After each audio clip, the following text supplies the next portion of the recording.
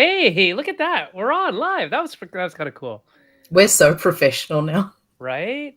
I I do think miss the ukulele though. I know, but now I people know. might have expectations of us. So I'm not sure if I love this, but I mean, I like the idea that we have this card up that we're not live until we're live. That there's some music that's going to be consistent and not like a bunch of wrong chords that Sen is playing on his But that's ukulele. so endearing. I just really enjoy I that. mean, it is okay.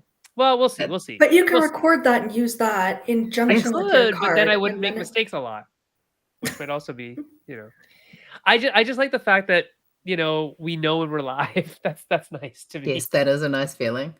Anyway, so Hi, if you're out George. there in Meeple Syrup Land like George is, you can let us know what you think about that entry card, that little intro as it's called. And the nice thing again is that it would be consistent, it would be branded. It's all those things that a good show has. Speaking of good shows, we have a great show coming up for you all. We have a special guest today, Jessica Andress. How are you doing? I'm doing fabulous. Thanks for having me. No, we're super glad to have you. So, Kat suggested this a while back. She said, "Hey, I've been talking to this new designer, Jessica. I think it'd be awesome to have her on the show to talk about what it's like to be somebody who's kind of new to the scene."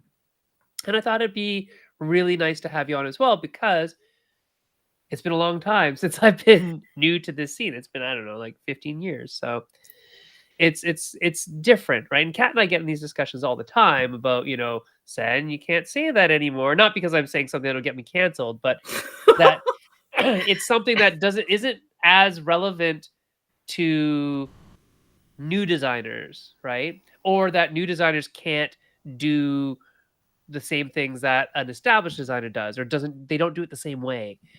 And it's definitely something that you have to think about, that the advice that you're giving to people may not be relevant in their particular situation. So anyway, it's a long preamble to say welcome to the show, Jessica.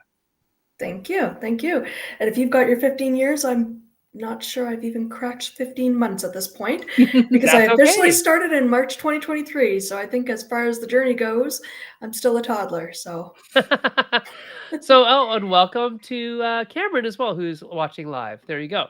So, Jessica, what is your origin story in terms of gaming and games and then eventually game design? So, you said that you started this journey maybe 15 months ago, but how'd you get there?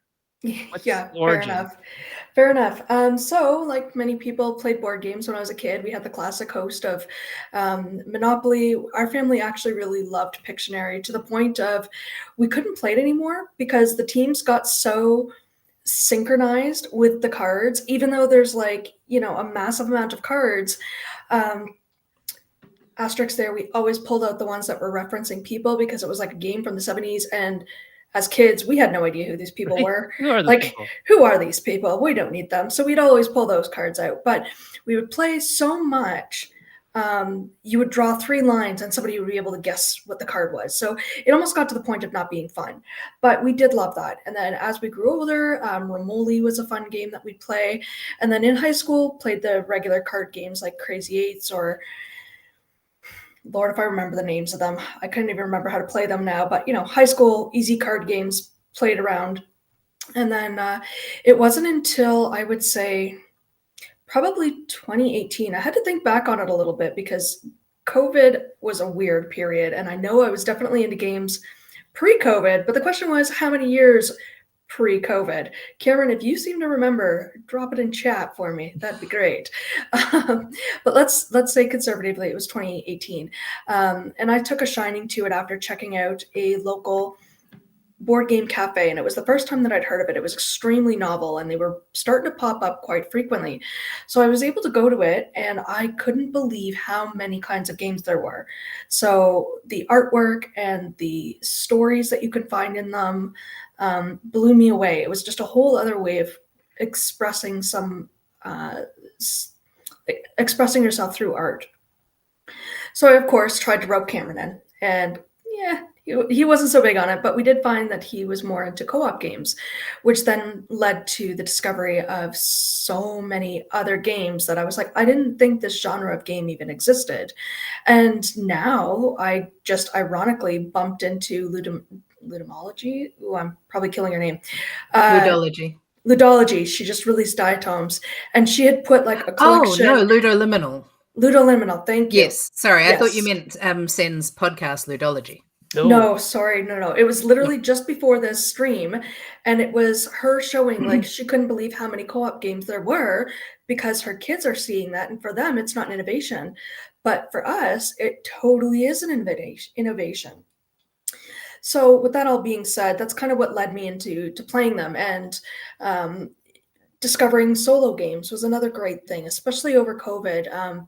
Board Game Arena is fine and dandy, but it sometimes left me feeling a little bit lacking, especially if there's people on there who were not interested in chatting, and I love to chat. So for me, just watching like animated pieces move around didn't quite didn't do me any favors. So I started looking at the solo versions of some of the games that I had. Robinson Crusoe, for example, I played that one a lot. By played it, I mean got my ass kicked royally, more often than not. So that's kind of like the background of where I had my game journey. But as far as becoming a game designer, that all started from a simple conversation in the car with Cam. We were coming home from God knows where, and I'd been just, chattering away as I do. And he goes, Jess, you could make a game. And I'm like, me? Make a game? What do you mean, make a game? He's like, well, you just spent the last X amount of time rattling off how you like this component from this game and this mechanic from that game and the theme of this and this and that. You don't like that. You basically could just take all the best parts of that, squish it together, and you could make yourself a game. And I kind of got quiet. And I went, oh, maybe there's something to it. But I said, no, like I'm not a storyteller. I'm not a visual artist. Like those are pretty big components of the game. Like I can't do that. And Cameron's got a much better memory than I do. And I'm unfortunately probably going to miss a step here. But yeah, here we go. Okay, so I'm seeing him drop in comments now. I don't know if they're delayed or not. But yeah, I like these elements and everything else. And I got quiet, and I'd been doing a lot of embroidery throughout COVID as well. And I started kind of drawing the lines between games and embroidery. And I thought, well, I wonder if there's something there. Mhm. So in the first couple of minutes, I kind of was like, okay, maybe I can do this. Maybe I can design a game. And, of course, the first thing I did was kind of jot down a couple of ideas, very high level, and a spark was lit. And then I started taking in as much board game content as I could. So I found the Meeple Syrup Show. I joined Break My Game. Nope, that came later. BDGL. I'm probably screwing up the letters. Board Game No, Design Lab. Yeah. Yep. Okay, Okay. great. I'm Yep. not great with acronyms, so I was inevitably All going to get letters mixed. Yeah, so I started listening to a ton of those podcasts, and thankfully, because that show had been running for so long, it was very easy for me to download like 3 or 4 to my phone, and then I'd have an hour plus commute going to work, which was perfect because I'd throw on a podcast and then go to work and have my head buzzing with ideas for the rest of the day, come home and throw on another one. Yeah, and so that got me to understand more about modern games and some of the challenges that new designers have had, and kind of broke down some of the barriers of my background and not being an artist or not being a storyteller or whatever. Like you started to see a trend of the kinds of people who were getting into game design. And I was like, oh, well, maybe I could do this. And eventually, took it serious enough and figured I'll give it a good crack. And it seems like a pitfall that a lot of people have is thinking that they're going to make it big right out of their first game. And I was like, all right. I think that's extremely standard. Yeah. We all think, oh, we've got a perfect game and it's done. Yeah. So I was like, all right, I see that. I'm not going to touch that. And so Cameron's like, well, how's it going? And I said, well, I don't know. Like it's coming along. And he said, okay, well, I'm not really fussy about games and I'm not really fussy about embroidery. So this is your project, go nuts with it. Because over the years, Cameron and I have collaborated or tried to collaborate on various projects with various degrees of success. And so he said, you know what, this one's yours. Just let's see what your brain does, unhinged, unfiltered, and unguided. Go nuts. Okay. So he was pretty busy at the time with I think at that point he was still finishing his master's, so quite wrapped up, and I had a lot of time on my own hands to keep myself busy. So I would work on the game for several hours a day after work, and presented it to a group of friends. Cameron saw it for the first time. He was like, "I didn't know you were working on this for the last 3 months," and he actually wanted to start playing it too, which was a huge confidence booster. And somewhere along the lines, Kat found me as well in one of the Facebook groups. And she's like, "Oh, you're new." I'm like, "Yeah, I have no idea what I'm doing." And she's like, "Let's be friends," essentially. And here I was in the middle of the day on my lunch hour messaging this stranger lady on the other side of America. And she's like, "Yeah, I'm going to be your mentor." I'm like, "Okay, cool." And I'm very glad that I've, gotten to meet her. And by extension, met Sen and so many other fantastic people that have been in the community all the way along. So I think that kind of brings us up to like now. Yeah, I think that's from what I remember of it. I mean, I generally make an effort when I see basically anyone who stands out as being really involved in the community and who is also generally either a woman or femme presenting or has some other minority thing going on, that I can help them, boost them, help them get out there. And I saw you suddenly very active in several parts of the community, and I was like, wonder how she's doing. Utter Might see if she chaos. needs a hand. Yeah. But I mean, that's what we do. I mean, that's what Sen did for me. Yeah. I think we need to uplift people who really want to be here, right?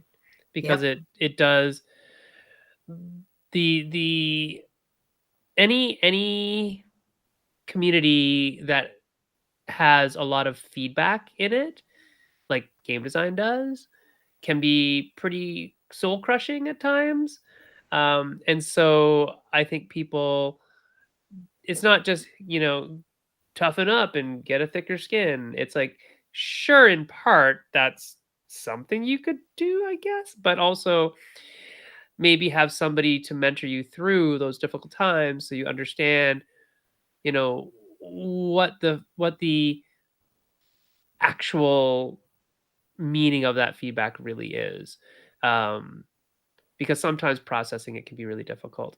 And then also a lot of times when it comes to different people, especially from different cultures and different parts of the world and different industries and all that sort of stuff, who aren't used to getting this type of feedback at the intensity and level that it happens sometimes just having somebody to guide you through that, or just be somebody to listen when you want to rant about why somebody was being a total goof. I can't um, believe they said this.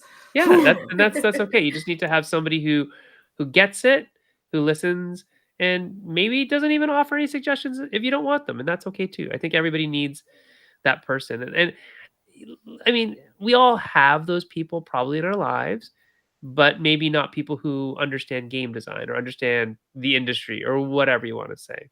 Yep. So that's always useful.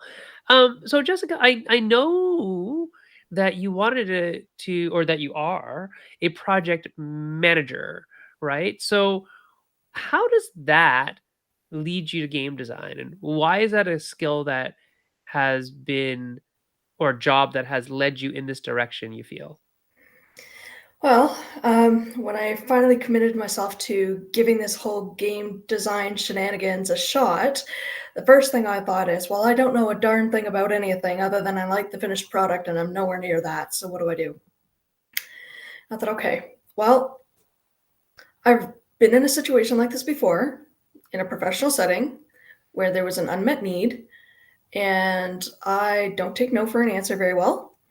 And I also don't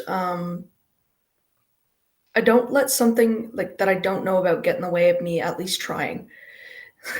So I might be a little bit foolhardy, but um, I'll just jump in and give it a shot. And that kind of stems from the not really caring if this succeeds. But I thought the first thing I need to do is organize. I need to figure out roughly the idea that I want. So one of the first things I did is jump on what was that website? BGG? Yeah, Was it bgg.com? yeah, it probably was. I'm not gonna lie, I don't go on their whole smack, but there was like a basically like a dictionary of like all the different kinds of mechanics and all the different kinds of themes and all the Pretty different. sure that's BGG. I'm Yeah. sure it is too. Now that you said it, and I feel bad I'm that pretty I. sure I sent you there at some point if you didn't go there yourself, because that's generally what I tell people to do. Go have a look at these mechanics. This is Yeah, useful. and so I fired up a OneNote. I started making tabs. I made tabs of where do I want the game to be? What are my initial ideas? And Kat kind of guided me as well. It said, like, what is the emotional response you want people to have? What are the things you want them to feel? And that really challenged me because I was like, I don't know. I just want to make These something. are weird questions. Why Yeah, would I they're think very about weird this? questions. But I'm like, okay, just organize yourself and figure it out and break it down into steps. So that's exactly what I did. And I mentioned earlier that part of my learning was just consuming a ton of recordings that I could easily download and listen to. And that it was also participating in the Maple Syrup Show and just hearing what was going on, trying to expand the games that I have played versus what's out there. So that was another side of learning. Homework Um, games. yeah, kind of, right? And then striking a balance between how much of these are good do I have to buy versus how many of these can I just play once or twice and get the idea of what it is, and then kind of That's like, not a thing. You have to buy them all. I mean, I was just hitting up the board game No, cafes no, and no. You paying for just the have to, yep, buy booze them and all.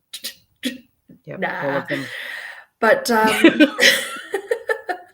I mean, Kat, you were right. My game shelf does have more room now, so we do have some holes that I can fill in. Here to But help. yeah, oh shoot, you and I need to have a call later.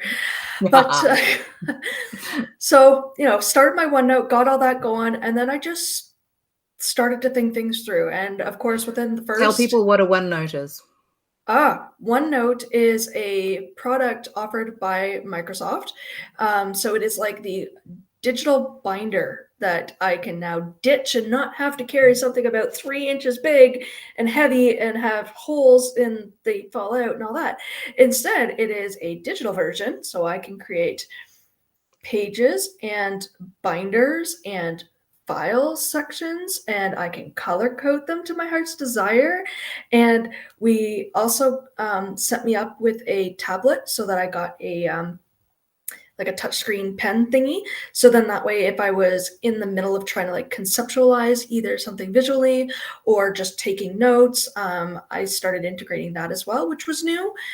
I'm kind of a slowpoke with technology. So the fact that somebody showed me OneNote at work a couple of years ago, it was fantastic. And I was like, okay, now I'm on board. And I don't think I will ever go back to paper if I can avoid it. So yeah, There's that's OneNote. certainly a lot in favor of not wasting paper for a lot of these kinds of things, and being able to do a lot of it digitally. Yeah. I'm still going to say there is still something also in favor of using paper sometimes for those quick prototypes, but Mhm. I hadn't really circled back around to that until I got to like my 20th game design or something. Like I spent most of my time designing on like digital designs and just doing it all that way, and I found that Yeah. that was a really good way of doing it. But I remember, I think it was you, Sen, who said something about just scribble it on a piece of paper and get it out of your head, and I was like, you're right. I'm literally procrastinating from making my game by making my game digitally. I just need to get it onto paper. Yeah. Yeah. Yeah. Yeah. I find too, like the stylus thing that I was using wasn't necessarily to do whole game design, but it was rather like if I had an idea in my head that's like, okay, I know I want cards. then just starting to scribble out like what are different layouts that the cards could have, not even putting Yep. content on them, but just like rough sketch, where could the values Symbol, be. words, Yes, yes, value. Yeah. exactly. And I think, Kat, you kind of gave me that idea too early on. So um, I've used paper for the printing and the mock-ups, and then at first I started off with home printer, and then eventually found Launch Labs because of Cat 2 and loved the output from that. So I haven't really done another print run with them, but I've got another bunch of edits to do before I make it another worthwhile. But that was a great service to come out. But yeah, the project management experience has not only kept me organized, but it's also let me realize I don't know everything. That's okay. It's fine to fail. And I've received feedback as well. So, like, I know that feedback can be given rather obtusely at times. And thankfully, I haven't had too much of that, or I have, and it just hasn't really bugged me too much. Yeah, because I've had to go toe to toe with general managers and CEOs of a company and try and explain why I'm right. And I've been able to succeed. Now that we're settled in where we are, I'm on the job hunt again, and part of that is an interest. I had a lady that I was talking to, and she says, "If you don't mind me asking, how did you pull off what you've pulled off?" And I said, "Well, what do you mean?" And she's like, "Not only are you female in a fairly male-driven industry, you're fairly young for your age." And I said, "Oh, yeah, that's because I just go.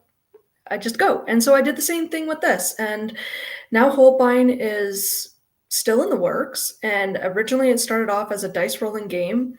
And then I was calling it for a long time a flip and write. And then somebody told me, "That's not a flip and write. You're not flipping and then writing. Therefore, it is not a flip and write." And I went, "Well, okay." So now I don't know what to call it, but it's a game. And Maybe it's a whole new thing.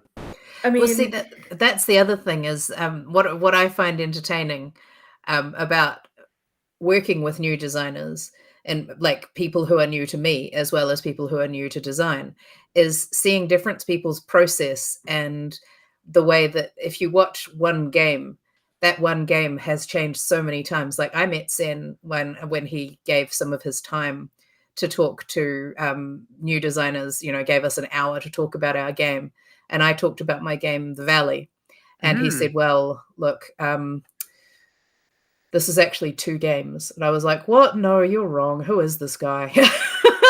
And yeah, it was actually probably 3 games, to be fair. And also there was just so much that I needed to take out of it. And it has changed considerably. And, for people like Sen, that's sort of like, yes, of course, this is going to happen.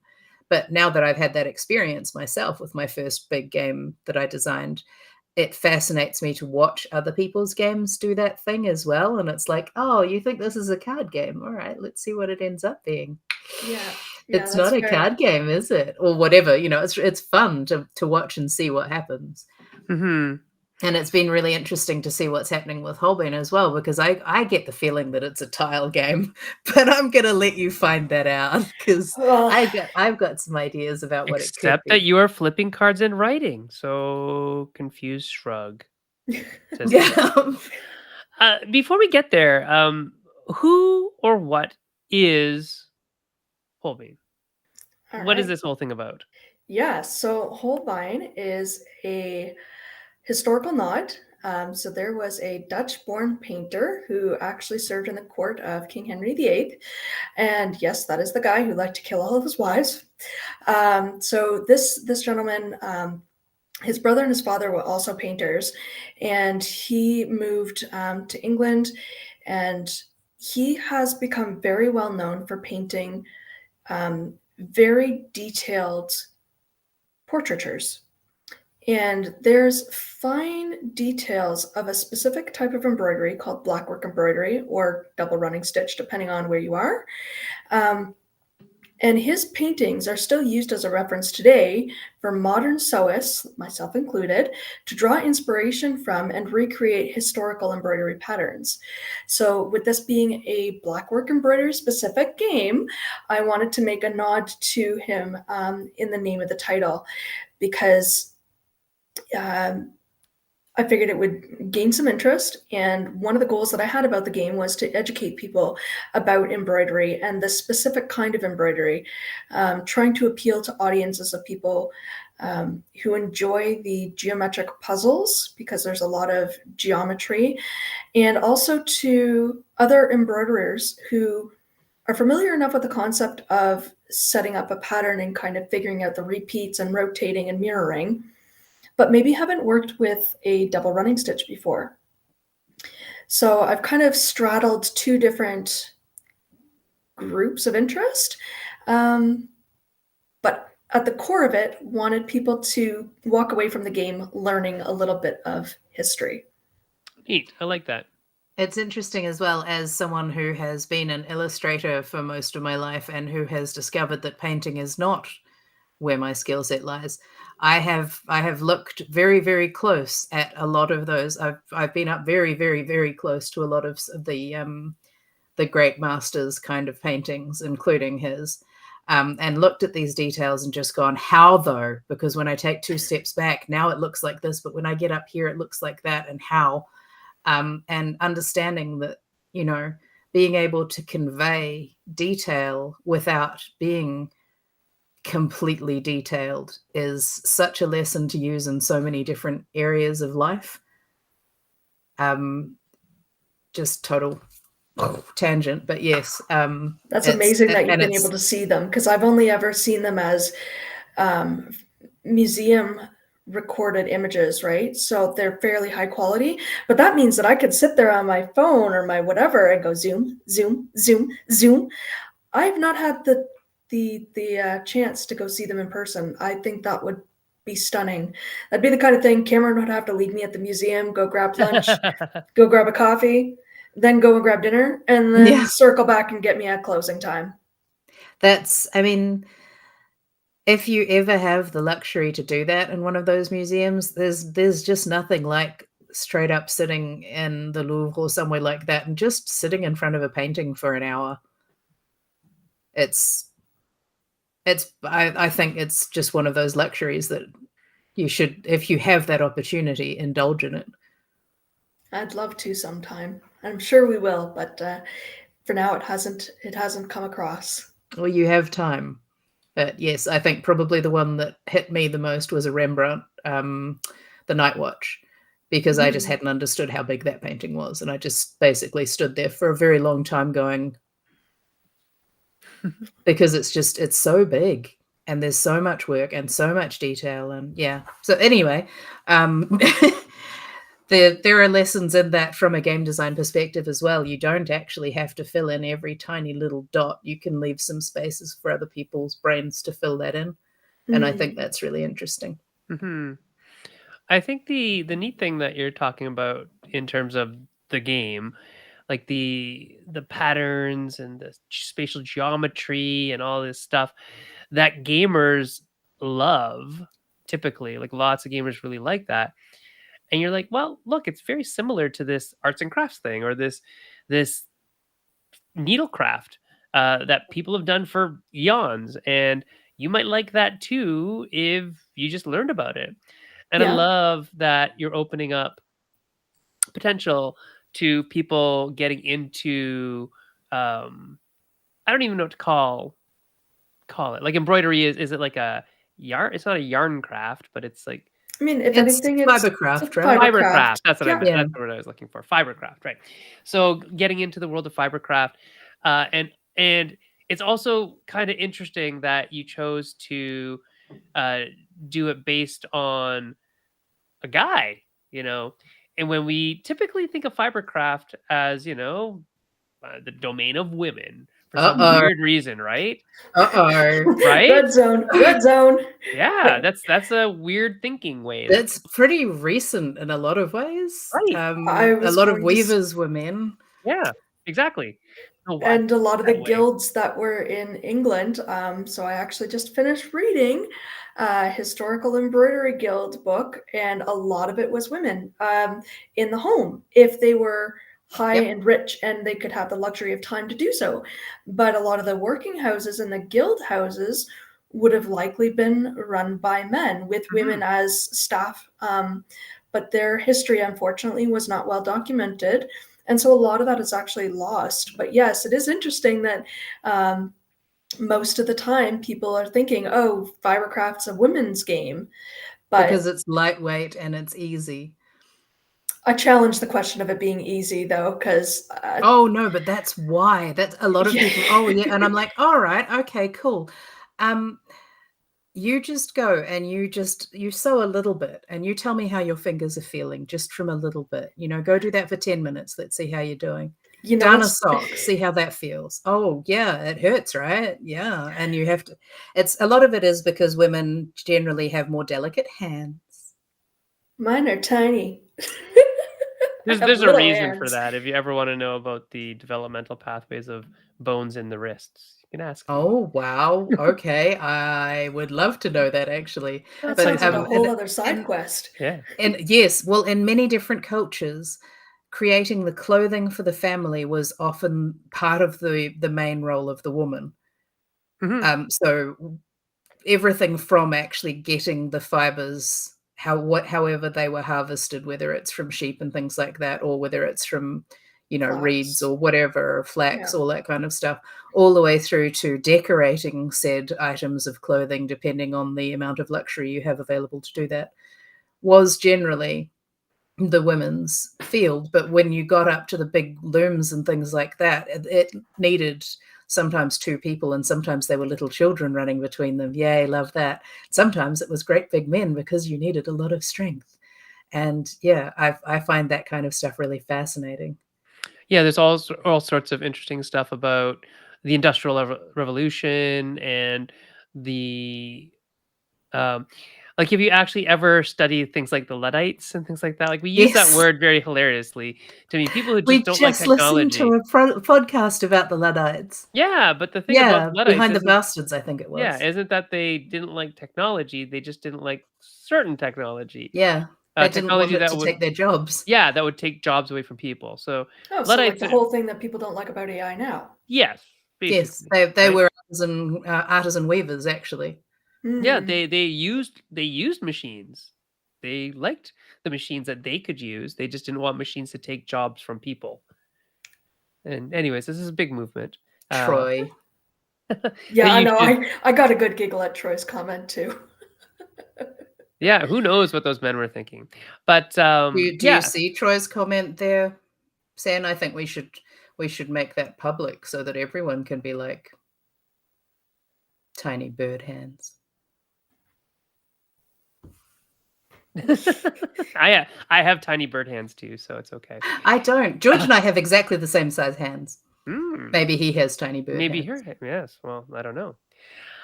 So Jessica, what's it like being new to a scene? What does it feel like? Because I don't know anymore. That's Being the new fair. kid on the block, how's it feel? Pretty good. Everybody I've come across has been um, really welcoming.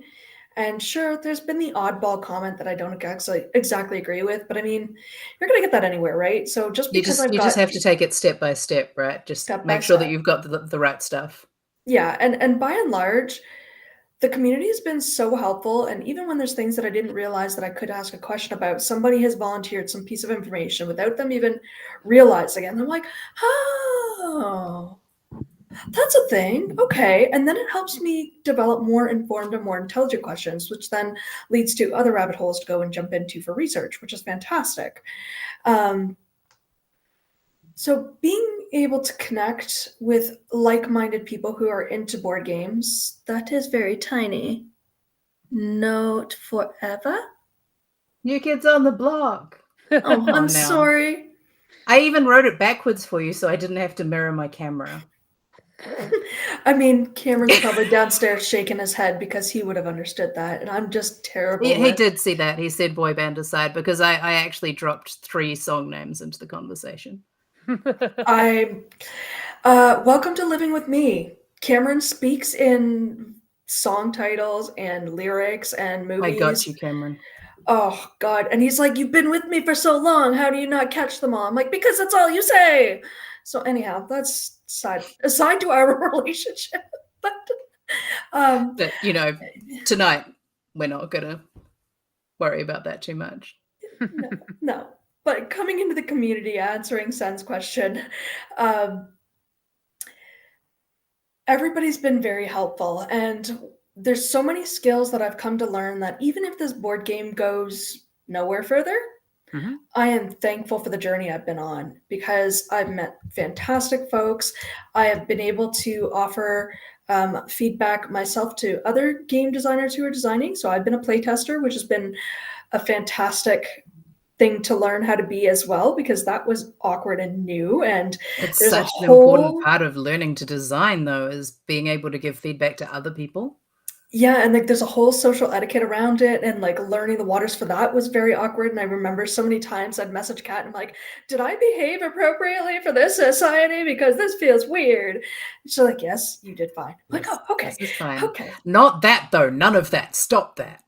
No, No, I never did that. I didn't have to spray bottle you. You were no, fine. yes, yes, but joining and learning about, um, you know, there was Tabletopia, but I didn't really jump into that one.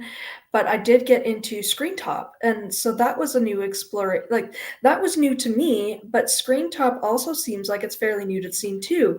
So not only was I getting used to a new software, but then I was getting used to a new software that was being patched and updated, and like every time I would log on, it felt like there was something new that I had to figure out, which was exciting. But it's also another hurdle to kind of like figure out what you're doing. So it's another kind of vote for having your paper prototypes. So once Cameron kind of realized that I was taking this more seriously, he had a printer in his office. He's like, "Do you want me to move this to your office?" I'm like, "You know what? That'd be great." So then I could start printing things off and cutting and pasting and doing all the things. But including all of the digital side, I also realized that I'd upped my game in graphics design. So Cameron taught me how to use Inkscape. So he's done that before. He's gotten experience as a graphics designer. So he came over and showed me the ropes and let me go. And then it's like, okay, now I've kind of got some card designs. Um, but one of the things that I wasn't expecting to be so darn hard was edge case testing. And I am very glad for Cameron for that as well, because once he saw that the game was pretty good at its core, he'd sit there and he'd challenge me. And he would say, "Well, if you do this, then you've got a problem here, here, and here." And I'm like, "How do you see that?" Cameron is a computer programmer.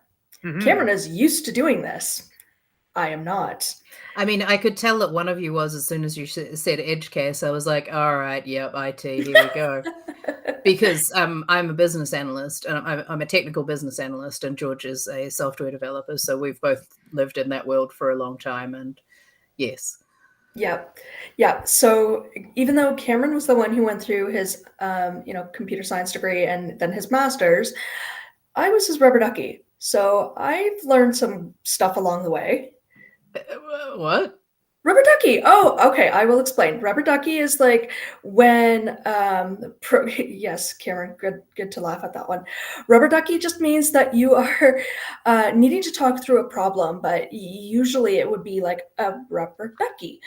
But because he lived with me and I wanted to know how his day was going, and his world was so focused on his studies that oftentimes I became his soundboard. And so he would talk to me about this, that, and the other thing. And then he would just sort of stop and gaze off into space and be like, "Oh, I figured it out." I'm like, "Great, so glad I helped." I don't know what I did, but I You listened made and bath time lots of fun, is what you did. Yeah. I Rubber mean, ducky, you're the one. You make bath time so much fun. Rubber ducky, I'm awfully fond of you. 2. Come on, do it, Cat. No. Boop boop be doo. It's Ernie from Sesame Street. He has a You rubber don't ducky at that he all? loves. I think that Sen can probably do the voice too if he wants to. Which one? The rubber duck. I can't do Oh, it. for The, Bert and Ernie? yeah. No, I can't. Can't you? Oh. Not really. No. Mm.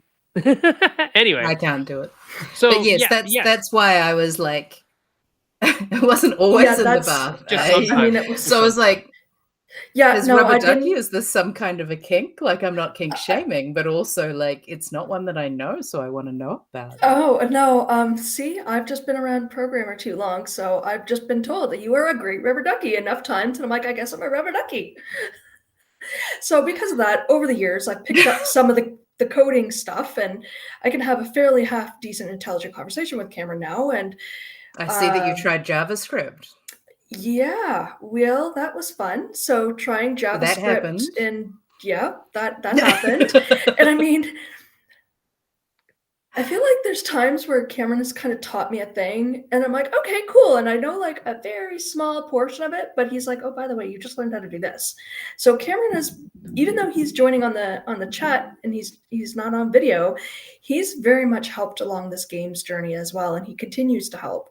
So it's odd. Seems something Oh, programmers so know. let me explain rubber ducky from the programmer point of view. Hmm. So it's a debugging method where you talk in natural language, like speaking it out. It's just like talking through a problem. And so apparently there's a story that a programmer used to actually carry around a physical rubber duck, and debug their code by trying to explain it to said rubber duck line by line. And by doing that, they would basically see their problem. And so um, teddy bears might be used, I guess. I do Um, actually know it now that you're mentioning yeah, it, but just out of the blue, calling someone a rubber ducky, the only yeah, thing I got was the song. yeah. So I was like, It can also be called confessional programming if you are talking to another human. Like they're a Ah, priest, right? They're the priest, and you're making confession to them that my program sucks, and I tried to do this line, and this is what happened. And they think, wait a minute, I just solved it by talking through the yes. Well, problem, this right? is exactly what George would do for me as well, because I used to have to write SQL in a previous job. And I have no training whatsoever in SQL. And so I would be saying to him, okay, I can't give you any of the proprietary information about what I'm trying to do, but this is what I'm trying to do. And I'm trying to get this information from this information. And then eventually I explain it all to him. And he goes, right, so you're trying to do this. And I'm like, I am too. And then I've also got the search like criteria so that I can go look it up and find out how to write it. So yeah. yeah, I'm it gonna looks as if move because possibly your videos are is stuck. my video stuck? Well, I'm moving, so I don't know. I Am I mean, stuck? nobody's stuck on my side, so I'm not sure why Cam is seeing stuckness. Well, George hasn't said anything for a yeah, George is while, usually so our troubleshooter, so who knows? yeah, I'm just gonna see if he's You know what though? I think we can learn from Cameron's use of the term rubber ah, ducky. And oh, I am stuck for you, but not Jess. So one person's stuck in one screen and two people and are it's stuck in not another me for screen. a change. I love Yeah, this. it's okay. George, can you hear my voice? George, can you hear Sen's voice? Cat looks fine. Cat's not stuck. Thank you. I don't know what's I mean, happening. the new hair dye looks fab. Yeah, maybe it's that. I'm just My gonna keep workmates moving haven't until it's done. noticed. So what I was getting into, and maybe people can hear me. I don't know. Oh, see, people can hear us. Our cameras might just be stuck. Um, is that I'm gonna well, one second. I'm just gonna solo and solo off, and then solo jazz, and then solo off. Maybe now. Maybe now. Maybe Oh, now. well, we can all be heard, so Yeah, that's good. So we're still frozen, hey? I just did something weird with the Mm. cameras. I'm still dancing to the Rubber Ducky song in my head, so Oh, like okay. One sec. I'm good. I have hold music.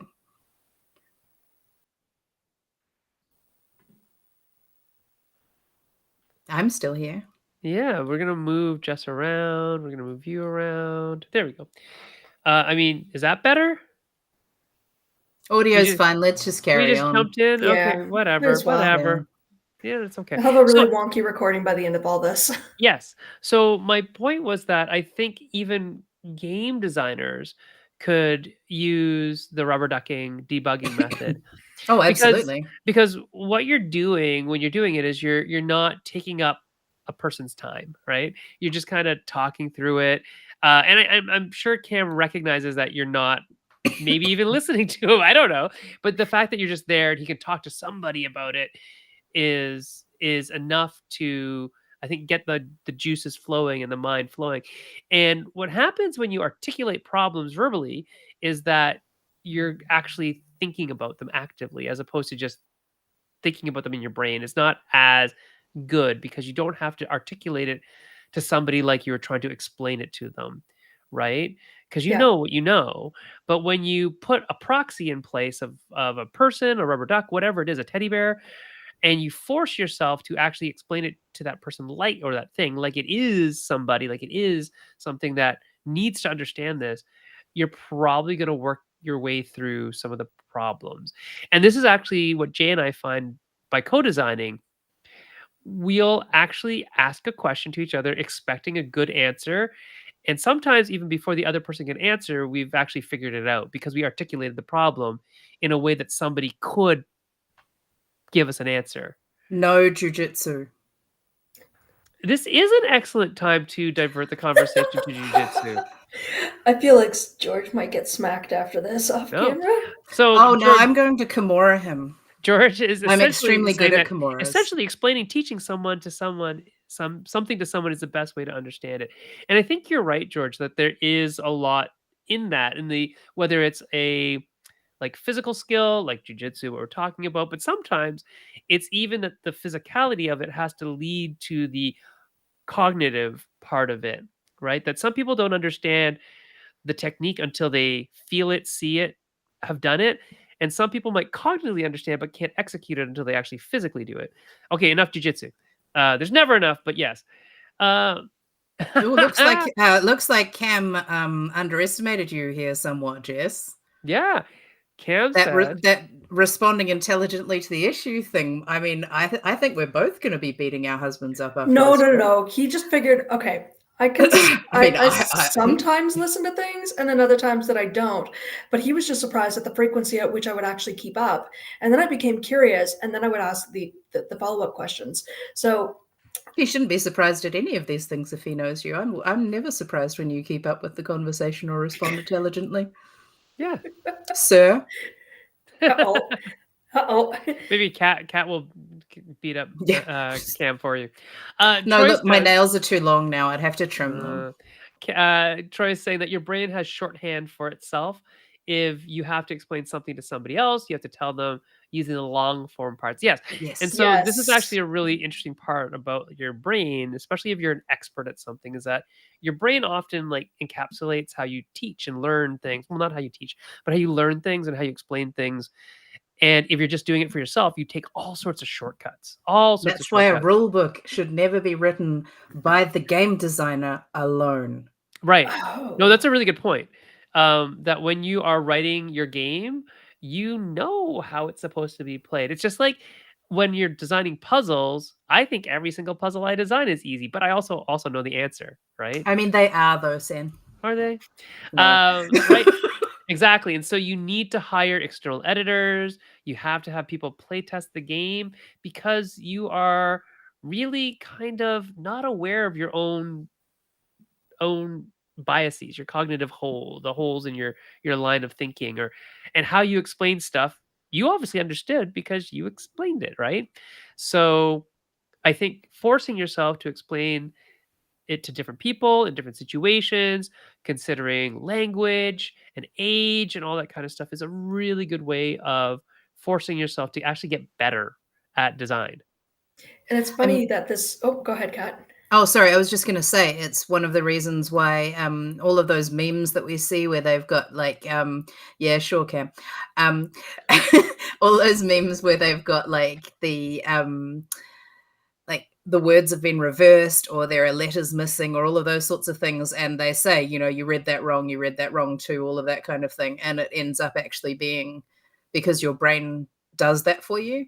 We do that with things we know well. So Oh, yeah. as game designers in particular, we're going to fill in those gaps in the same way as your brain does when you do those memes and things like that. And we don't even know that we're doing that thing. And so that's why unguided tests are super useful. They're also called blind play tests, but I don't really like that term. Me either. Unguided explains it a lot better as well, but that's why you also should record those, because otherwise you're not going to learn anything from it. But yeah. Yeah. You were going to say. Yeah. And it's funny too, like I'm really glad that Troy brought that up too, about having the shorthand and having to write something out or talk to somebody with the long form. Another part of my job has been writing work instructions for new programs that are being rolled out in our company. And I've written 24 or more work instructions for our department over the last 5 years. So the idea of writing things out in a succinct manner so that somebody else can understand them doesn't scare me. Like, I see so many people in the community who are like, oh man, I hate writing my freaking rule book. And I'm like, why? What's the matter? Because I don't mind writing it, but I do acknowledge the traps of our own brain. We think we've explained it, and then we get somebody else to read it, and they're like, you're missing all of these things to make it make sense. But I think coming out of the gate, that's another skill that has helped me, because Cameron's helped review some of the rules, and I've actually sold a couple copies of the game to some people who are interested. And through the grapevine, I've kind of said, so how do they find the game? And I've heard the lady who bought the game finds she understands it, no problem. The lady, the people she's played with have said, oh, well, I can't read this. And they said it's too small a font. I'll be honest, I used font 18. So 18-point font. That's going to be big enough. It's my point. So I think there's maybe a bit of a comprehension issue, but hey, or it could be just the kind of person who doesn't like to lose and is trying to twist the rules to get themselves to win. Who knows, right? I'm only hearing it through the grapevine, but is the 18-point font in the rule book or on a card? Probably on the rule book, because I don't have a card. Okay, cool. So it's not on something that's on the table or anything like that. It's the rule book that they're talking about. Okay, yep, cool. Yep. That's fine. The reason I was double checking is because if it is actually something that's on the table, then that's fair enough, because if it's on the other side of the table. Yeah, no. Just the rule book. The game doesn't really have any cards you need to read. It's all numbers and icons, really. There's no. I thought maybe there might be a player aid or something like that, which is often a card, those sorts of things. But yeah, we have to actually look at the game again, because I haven't seen the game for a while. I know. I've got all my revision notes from when I went to Niagara board game weekend in January. And I think that Niagara was for them. I mean, they were 20 minutes. Not for me. Down the road. So the background for that, folks, is that Jess decided to buy a house so that she didn't have to meet me when I was in Niagara Falls just recently, which was really close to where she used to live, but she literally bought a house to avoid and ran away. Yeah. I feel like somebody needs to ring that shame bell from Monty Python. Yes, but that's why I'm wearing my New Gathering t-shirt here, just to say, the friends part. Yeah. I'm sorry. I know, it would have been so much fun. It would have been. It rained. It rained that day anyway, so Yeah. Yes, I got that, Cam. Thanks. Specifically, just to avoid Cat. There you go. So timed it exactly like that and everything. There's the shame bell from Dwayne. I appreciate it. TD. There you go. Dwayne, you're now the official bell ringer. So if you're ever on the show and any of us do anything shameful, you can ring that little bell, and we'll 3 provinces and 2 time zones. It's a lot of distance. It's very personal. It's like as far as you can be away, yet still on roughly the same latitude. Yeah. Very different longitudes, though. So, Jess, what's your next step for being part of the community, for Holbein, for for all the things? What are your next steps? What are you looking for? So, I have some review notes to go over, like I was mentioning from January, and Mhm. it's mostly to do with a little bit of the interface of the cards. So, I will probably be poking Kat once we've got some time and getting her perspective on it because I know she's got a lot of experience with that. And we've been a while since we've been able to tie out and Yes. talk game chat too. I feel like I've been Yes. following her on Instagram and all the things, but like from afar and kind of I've like, been in all the hello. places recently, and not many of them have been in my home, and I just started a new job. Yeah. So, yes, it's wild. The It's other wild, thing Shedrea. The other part of it is I'm trying to integrate into the community where we've moved in.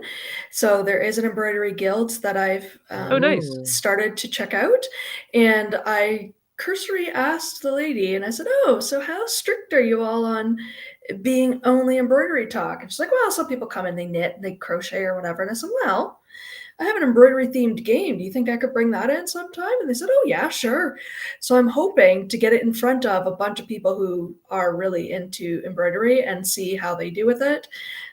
My plan is to give them as very little information and just kind of have a nice, like, I need to do another run with the Launch Lab because I'd like to get the pretty version and just I be would like, heavily recommend that with this particular community, you teach the game.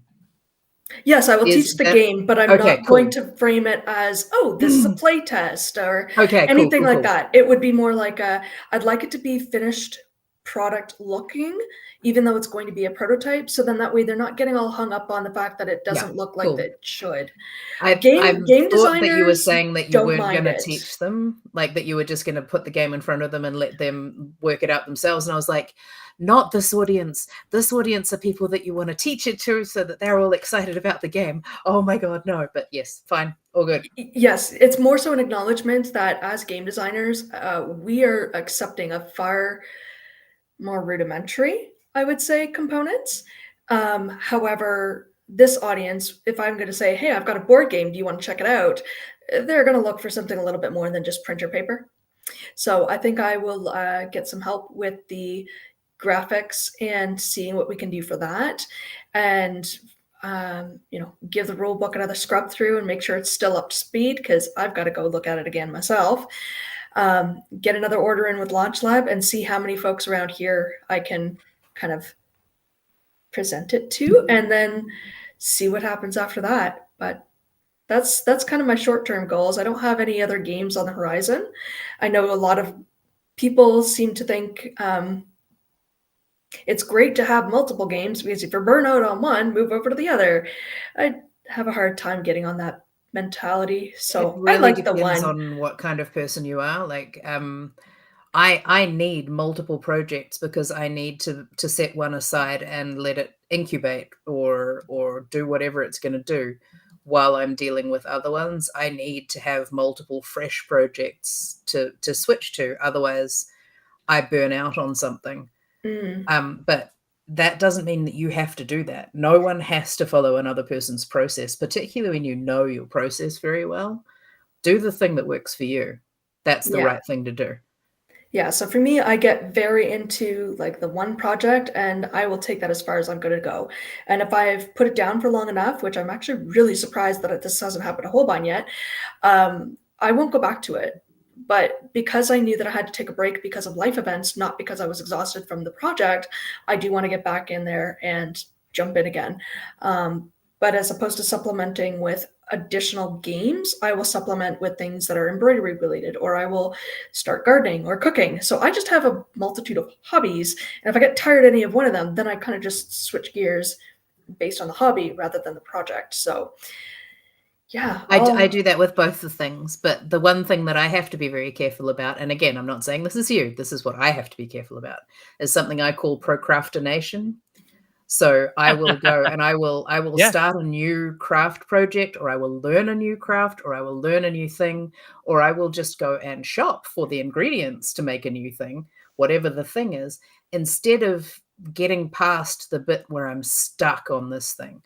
And that has taken me most of my lifetime to learn that that's what I'm doing when I'm doing that, because it's also yeah. totally valid for me that sometimes I just put things aside and let them brew, and those are both Mhm. parts of my But it's difficult to process, know but which is which.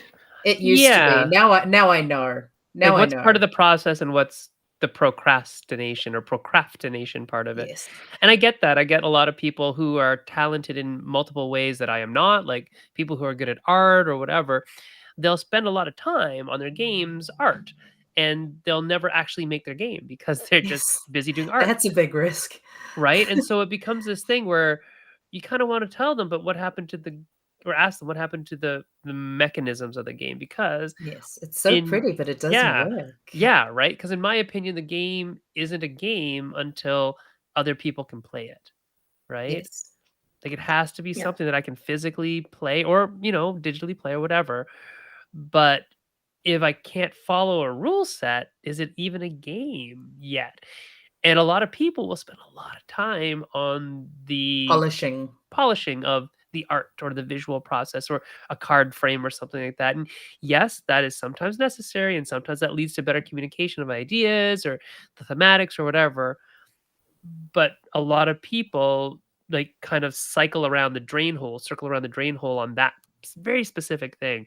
And I love that you call it procrastination because That that's one that's that what a lot I of people wouldn't do. call that procrastination specifically. Procrastination for me is, so for example, you mentioned music. If I were suddenly to be like, "Actually, I think I'm gonna go and try and remember how to tune my bass again," or maybe I'm actually going to see if I can remember exactly how, like, what the fingering is for a flute, Oh, and I those see. So it's sorts of on some things. other So topic. it's no, it's not that so much as that this is something that is extremely annoying to me on a normal scale. So going and tuning my bass, I'm like, Right. oh, look, no, I can't be bothered. But if I'm suddenly really interested in doing something that I just have not done for 20 years, and I now I see. suddenly want to Then do you'll it, go, I'm "Oh, like, what am I that's a avoiding? flag." Yeah. I need to call myself out on I this. see, I see, I see. Whereas the for example, over illustrating something instead of getting to the next step, that for me is I can understand that's I'm looping on something. And so that's a different kind of concern that I've got. One of them is total avoidance, where I've just completely Sure. I'm not even going to look at it. And the other one is, oh no, I'm just going to sit in this nice comfy loop instead of addressing the thing. And both of them are because there's an unrecognized block that I'm not dealing with. Yeah, and a lot I of times don't do the looping much anymore. the people who do the looping, whatever we're gonna call that, they're really good at the thing they're looping at, right? So they're, like, really good Yes. illustrators, and It's easy and it's they get a lot comfy. of props for it, like, people will like, "Oh, that looks Yeah. beautiful," right? So Yeah. and it looks like you're doing work, but are you? I mean, yes, Yes. you I'm are so obviously, busy. Look at me with my clipboard. but Yeah. it's not necessarily addressing the It's correct not actually thing doing the thing. Yep. that you want to be doing, right? It's actually avoiding Yeah. or spending time on other Yeah. areas that maybe don't need It's to be like done right now. rearranging the cupboards in the kitchen instead of cooking that meal. Yeah, right? I've totally done I that. mean, I've it's great. The totally cupboards done the that. cupboards needed it. It was a good thing to do, but, like, we're really hungry now. And also, you've got a headache because you needed to eat, but you had to finish rearranging all of those cups and plates and things by size. Why Yeah. was that important now? Well, You didn't there's want to actually grate some that science behind a carrot, lot of did you? that, right? No, Yeah. it's about But anxiety, it's some of I it, mean, so some of them really are really simple little tiny yeah. barriers. For me, it's an ADHD thing, so I might just be like, "You know what? I can't handle the auditory texture of grating a carrot right now. I just can't handle the sound of that, but I haven't recognized that it's the sound of grating a carrot that I can't deal with right now. And therefore, because grating a carrot is the first step in creating this meal, I'm going to rearrange this cupboard." And if you're not George, you don't know that that's what I'm doing. George knows that's what I'm doing. George will grate the carrot. Yeah, I don't have ADHD, but I feel like there's some truth to what you were saying there for our own lives too. And I find I can spend hours embroidering and a whole day could whip by and I haven't moved. And I'm like, I should move. This would be good for my body. So Hyperfocus yeah. is also an excellent skill. And it's a probably the superpower that ADHD gives to us. There was a good word for that, but I can't remember what it is. Um, Yes, haven't had much sleep, sorry about that. That's But okay. I am very grateful for hyperfocus because it allows me to get stuff done, but it also will have me continuing to do that without eating or Yep. without sleeping or without even going Mhm. to the bathroom because I don't know. My body's not also here. And then someone will say something and all of that will land on me at once and I'll be like, "Oh my god, I can't talk to you. I have to go." Very, And very also I similar. haven't had any water in my mouth. It's completely dry. So, watch out for that.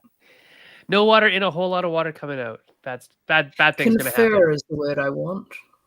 Thank you for Confer. trying, Cam. I think confer upon. I know bestow upon also works, but I Confer. think no, I don't think that is the word. Damn it. Mum, where are you? What are you trying to say, Kat? I don't know. I'll ask my But mum give later. me an example of the concept. ADHD, it's the same as bestow upon, but it's not. It's a word that starts with C instead, that it's something it gives you. One of the Oh, sure, gifts conveyed by ADHD to sure. you, but it's a C word and it works like bestow, but that's not We're that just one. not coming. Okay. Mm-mm, no. Thesaurus.com is your friend. All right, everybody. So I guess we're gonna bestow upon you our social media handles so you can reach out to us if you need us.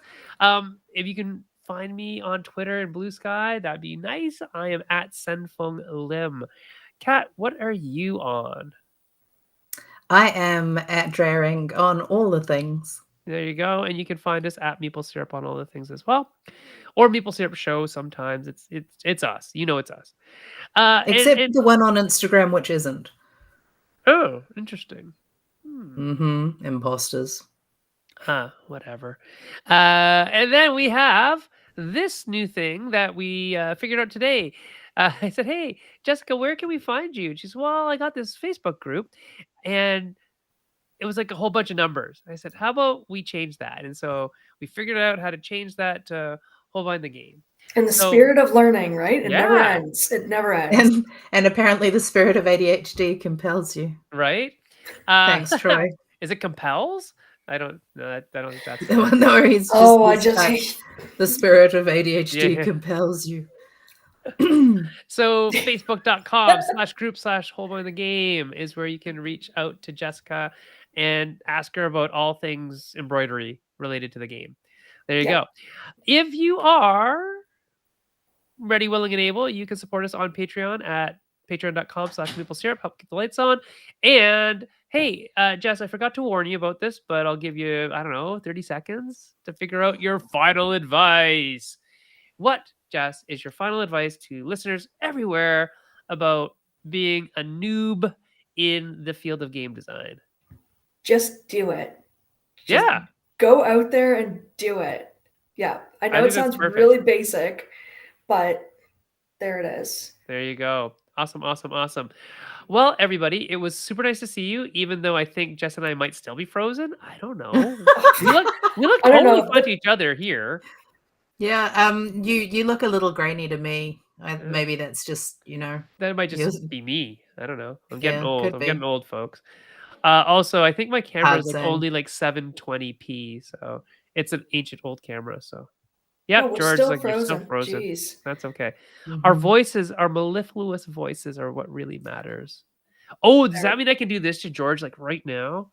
Oh my goodness. That's bold. See, George can't see, He so you've met him in person I now, Sen. You know have. he can squish you. Yeah, I maybe. mean, he could try. I want to see this now. What, George squishing sand? Yes, because Gi or no gi? well, Nogi, I think. George Nogi. likes nogi better, I think. So, Yes, that's why I'm saying Nogi. all right. Next time we're in the I, same. I, Next time we're in the same yeah. space, we'll roll. Well, he's coming to the gathering next year, if nothing else. There So, you go. That'd be awesome. yeah, yep. Cool, cool, cool. Well, everybody, next week, I don't know what's on, but we'll let you know as soon as we can figure that out. We'll let you know what's happening. But it was great to see you, Jess and Kat. Uh, do you know what's on in the next couple of weeks? I think Tim Eisner's coming on at some point, but not for a little while. I'm trying No, to remember. I've been so busy that It's I okay. have completely failed at booking things. Let me have a little look and see if we have our spreadsheet here. Do we have anybody booked? No, we do not. I am booking someone quite soon, but Okay. I don't know exactly when, so I don't want to advertise them yet. But let's see. Oh, and yes. Oh, so many words. None of them are words that I can say just right now. Okay. And I think that we have like, what is it, like 8 weeks till your birthday? Something like that? I'm gonna be so old. Yes, around about. Yeah. There you go. So we'll And so that be means like 7 at, weeks until BubbleNet goes live. yeah, and we're gonna be at Origins as well, right? So Yes. lots of stuff. Oh, are you going to Origins? Me or Yes, Jess? I'm always you. at Origins. Origins is my favorite convention Hooray! of Goodness. non in America, I guess. I think it's I like Origins a lot. Good. I like Columbus, and I can drive there in like 4 hours, so or 5 hours. It's not that far. I'm gonna put this up because Cam has final advice too. Challenge your assumptions about yourself. You can likely do more than you think. Except for if it's, if it's Jess, because then her intelligence is surprising, eh, Cam? If you want it, and then get yourself a rubber ducky. It's awesome. All right, everybody. We will That's see always you gonna be rude now. next week. We'll figure out who we're talking to. We'll let you know on the Meeple Syrup Shop Talk and the Meeple Syrup page and all that kind of stuff. But we will see you here next week, same time, same place. Maybe a new intro. I don't know. We'll figure it out. All right, we'll see you later. Thanks very much, Jess. Bye, Thank Kat. you guys.